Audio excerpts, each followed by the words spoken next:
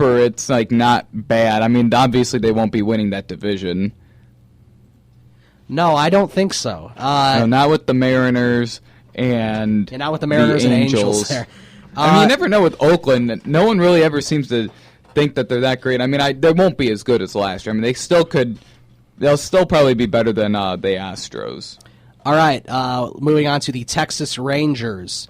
The starting rotation, the newly acquired Giovanni Gallardo. Really, all you need to do to sum up the Rangers is Yu Darvish is already out for the season with Tommy John surgery. Yeah, that really. But they did get Prince Fielder back, so he'll be healthy and ready to go. They'll be getting a lot of guys. I mean, in their defense, they're getting a lot of guys back. And Mitch Moreland, Prince Fielder, Derek Holland, hopefully Matt Harrison at some point.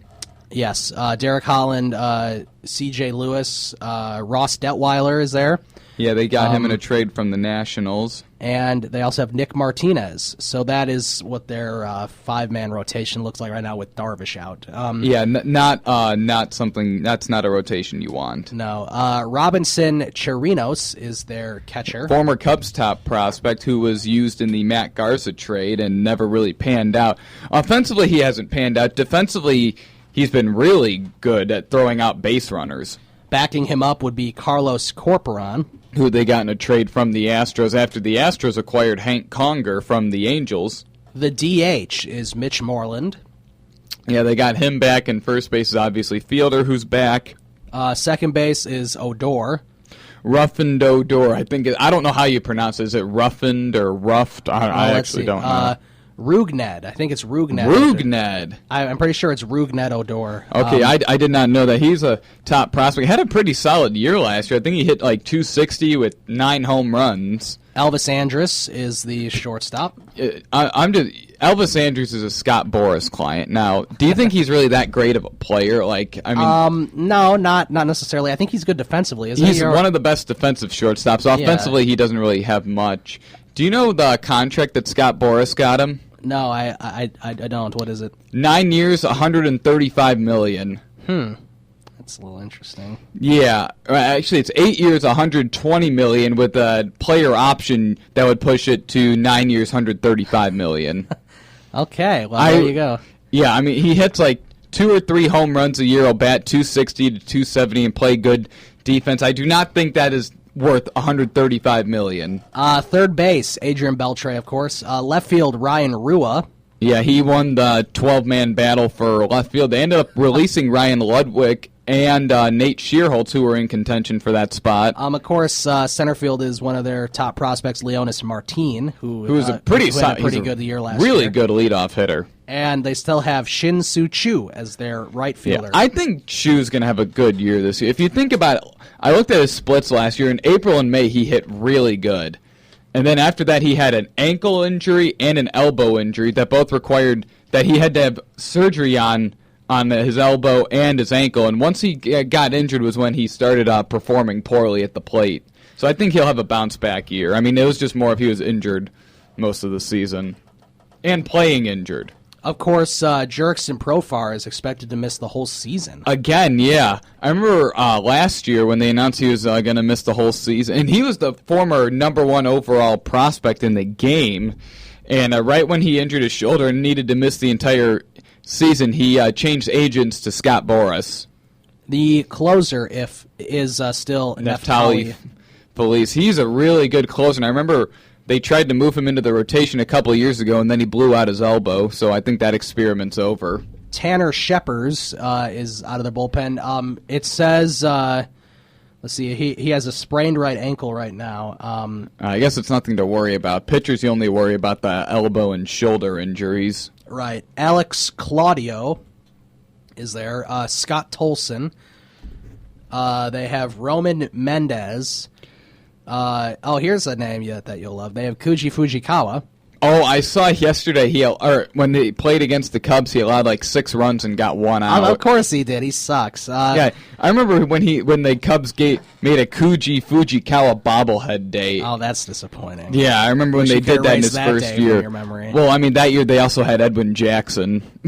Yeah. He could start the season on the DL, by the way, Fujikawa. Yeah, Fujikawa was just bad. So that's pretty much what their team looks like. I mean, not so good. Yeah, you don't sign a 38-year-old out of Japan and think that he's going to be a good piece in your bullpen.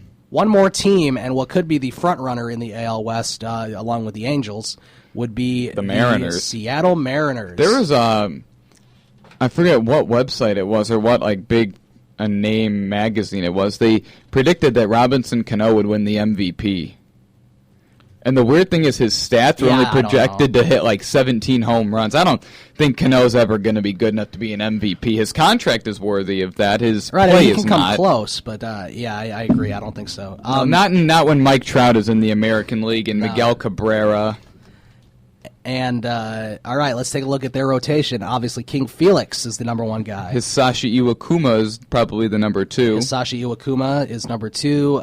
They have James Paxton, who would be number 3. Yeah, he had a little bit of a rough spring. However, he was coming, but he missed a lot of time with injuries last year. J.A. Happ is their 4th. Who they traded to the Blue Jays. Or they traded Michael Saunders to the Blue Jays for him, and I believe number 5 is Taijuan Walker. Yes, they have Taijuan Walker fitting into that 5th He's spot. the number 1 pitching prospect in the game. However, control issues had been labeled him as an Edwin Jackson-type player back when Edwin Jackson was good. All right. So, I mean, obviously he won't, and he's had shoulder issues, so he probably won't live up to the high expectations that were placed upon him. The catcher is Mike Zunino, who has power, however, bats around 200 every year. He can hit 20 home runs and bat 200. The DH, of course, is newly acquired Nelson Cruz. Oh, really? He's not even playing the outfield? They do not have him in the outfield. Okay, they don't have Justin Ruggiano starting in the outfield, no, do they? He's a backup. No, they have Seth Smith and Dustin Ackley out there. Okay, yeah, well, Ruggiano is a really good backup. He's backing up in center and right. First base, Logan Morrison. Yeah, they could probably use an upgrade there. I mean, granted, they're hoping he's better than Justin Smoke. Yeah. Robinson Cano, of course, is the second baseman. Shortstop is Brad Miller. Not to get confused with the Chicago Bulls player, Brad Miller, who used to play. And Kyle Seager, the third baseman, with Willie Bloomquist backing him up. Yeah, Kyle Seager on his new 7-year contract. He well-deserved, too. And then the outfield we already talked about, Ackley, Austin Jackson, and Seth Smith. Which, I mean, that's not a bad outfield. Obviously, there's room for upgrade. They do have a pretty darn good bullpen. Fernando Rodney. They have Danny Farquhar, or whatever his name is. I think that's how you pronounce it. Charlie Furbush. He's okay. They have Wilhelmsen, Tom Wilhelmsen, that's his name. He was their closer before they got Rodney. They have Yoervis Medina, Dominic Leone, and Tyler Olson. So that sort of fills out their bullpen. But those first 3 guys are pretty good. They do have a pretty solid bullpen. All right, we're going to take a break. We'll come back. We'll do the AL Central. You're listening to Ryan and Ryan here on SportsTownChicago.com. The Ryan and Ryan Power Hour podcast on SportsTownChicago.com.